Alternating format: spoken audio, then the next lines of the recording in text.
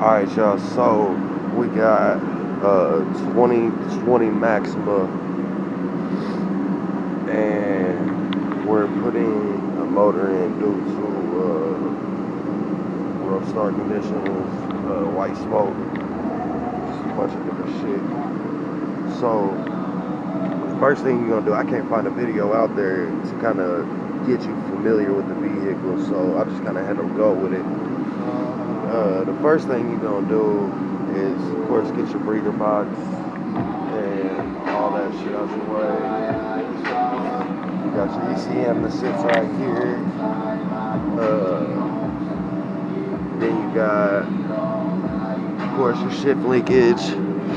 Now your wires like these, instead of trying to plug every wire off of this motor, you can just come over here in this fuse box, and these little clips just kind of slide out right here,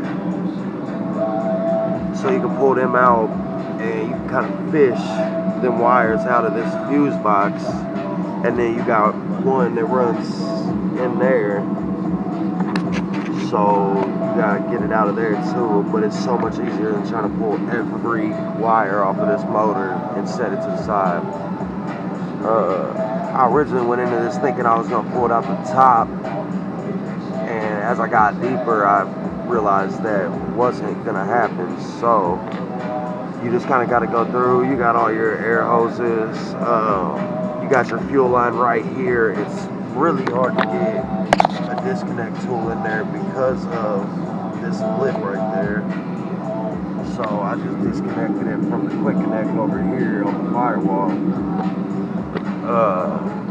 Then of course you got to drain your coolant. You got all your coolant hoses right here, right here, right here. And then what you got, of course, your upper radiator hose. The lower one was one of the hardest things to get to. It's way down in there. You can see it popped off right there, and it runs along the whole bottom of the radiator, so you really can't pull it off from the radiator. I mean, you could, but it's going to make it even more of a pain to get out of there. Yeah, so you get all your wires loose, all this loose.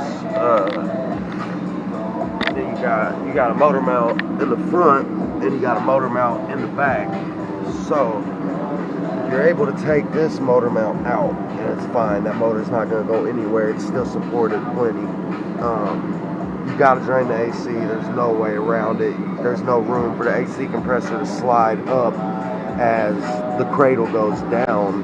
So you really have no choice other than to just pull that AC compressor out. You got your torque mount, and then once you get your AC drained, you got an AC line that connects right here. The other port is right here, but the actual AC line connects down here. You can see this one right here. That's your other AC line, and it's just kind of a bear to get to, but it's not too bad. You got one ground strap right here that you pull out, get it pulled away from the motor. You got your power steering line right here that you pull out, and yeah, it connects right here. Let me see where the bolt is. Just set that on top.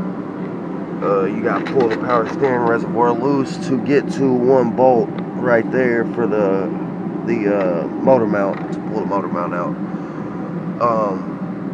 You got one power steering cooler line that connects, I believe, or it might be the return line. It runs down the frame, down the cradle, and there's a rubber hose that connects to the top of it. You just pull that rubber hose off.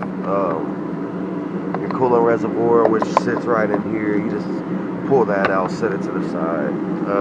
You do got to disconnect this to be able to pull it far enough out your way to be able to get to that bolt.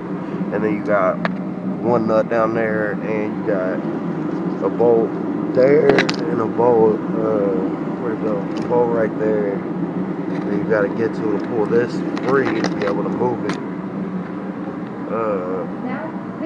Other than that, you got your ground, your actual battery ground cable, and it connects to the side of the tranny right here. So you just pull that off the transmission. This is a 113mm bolt that pulls off of there. You got some coolant hoses that kind of run into like right here, and then you got another one down here. You see, it's like, man, you got to pull those loose, get all your coolant hoses pulled loose and whatnot. And that actually runs. Well, I did that before I realized I wasn't gonna pull it up the top. These necessarily don't need to come off because they just go to your transmission cooler down there and right there, and you got to pull the transmission cooler lines free from the radiator, which is right here, and then you got one right here. So you pull all them loose. Let's see what else we got. You got of course your steering shaft, you got to pull that loose because you got to drop the cradle. So you pull the steering shaft loose, you got to pull all your suspension apart. You ain't got to pull the axles out necessarily. Like I said, I plan on pulling it from the top, so I kind of went a different route first. So I realized I had to drop the cradle. You got to pull the exhaust loose. It's right here. And because this car is so new, I didn't have to cut this one. Push comes to shove, you could always cut that, re-weld it afterwards.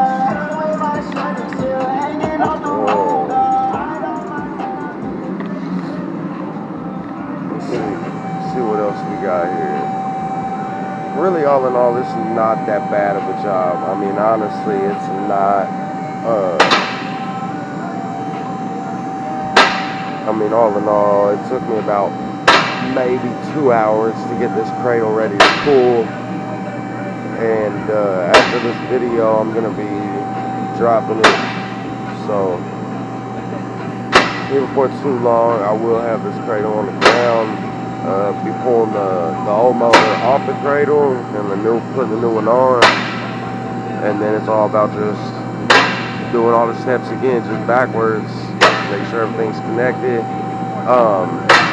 This you actually do got to pull out because that manifold is impossible to get to, and your axle goes in between this manifold.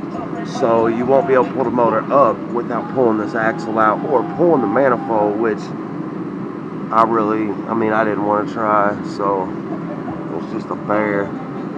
Other than that, I mean, it's electric power steering, really, so you ain't got much as far as power steering lines. This one right here, I don't know if you guys can see that. This line right here is what connects right there.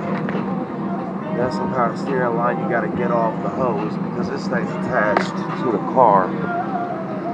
But yeah, then you got your exhaust. It attaches right here, It kind of makes like a weird U shape, and then it comes back through right here. Here's one of your exhaust mounts right here, and then it connects right here with the gasket. You got your cradle bolts, which I already pulled all the little bolts out that hold the cradle bracket on. So all I got left is these big ones right here. You got one here, you got one here, then you got one up here, and one up here, and that's pretty much it, really. I mean, honestly, once I get it down, I gotta pull, of course, all my accessories off to swap them to the new motor, the manifolds, the AC compressor, the alternator, all my accessories. You got your torque converter bolts here. Yeah, I believe there's 4 of them. I think. Yeah, there's 4 torque converter bolts. They're 14s, but you have to have a really good socket. If your socket's wore out, they will not come off. It'll spin. It's weird. I end up having to grab a brand new socket to be able to get those out because my normal 14 that I use every day just was too wore out to be able to pull it out. Also, one more thing.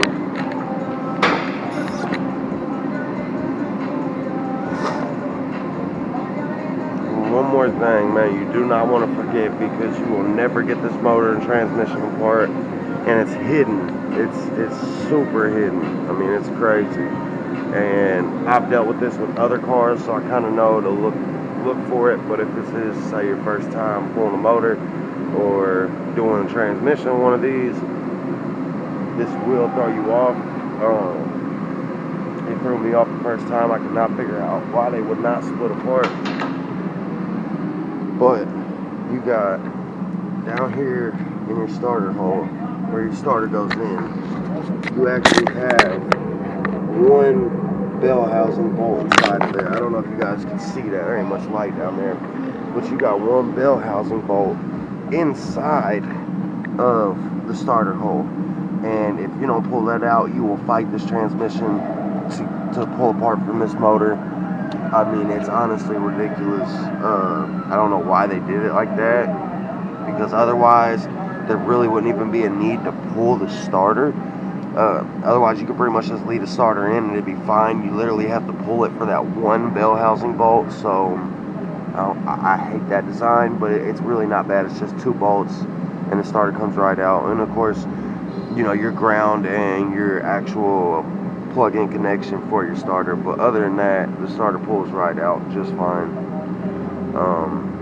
Like I said, don't let these wires intimidate you. As far as this fuse box, you got 1, 2, 3, 4, 5. You got 5 connections total that you pull out. You got 1, 2, I believe that's it in this one, and then in this one,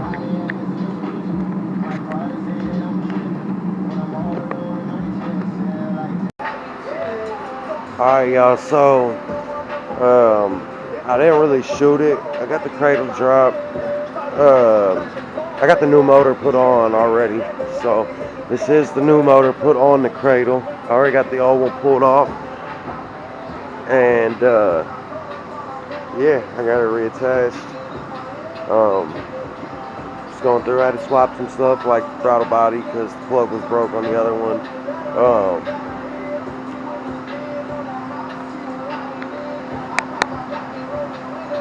I don't know what just happened, but it just cut out on me. So started plugging everything back up. Yeah, it's pretty much the same steps, just backwards. I did have to swap my axle housing. That lower motor mount right there. Of course, put the belt back on it, swap the oil filter, do an oil change on it.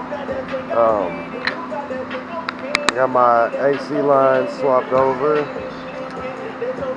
So it's just a matter of buttoning everything up. Gotta get some stuff back on here, but I mean, for the most part, I mean, this one's pretty much good to go. So here soon I'll be dropping the car back on the cradle, get the cradle reattached to the vehicle, and I'll update y'all then. Well, C is officially in, put back together. Everything's plugged up. Filled it up. It's got oil in it. I'm filling it up with antifreeze now. I'm waiting for my power steering fluid that's on the way, and then I have to refill the AC. But as far as put together, the suspension, put back together. It's all the way put back together, so I'm about to get its first start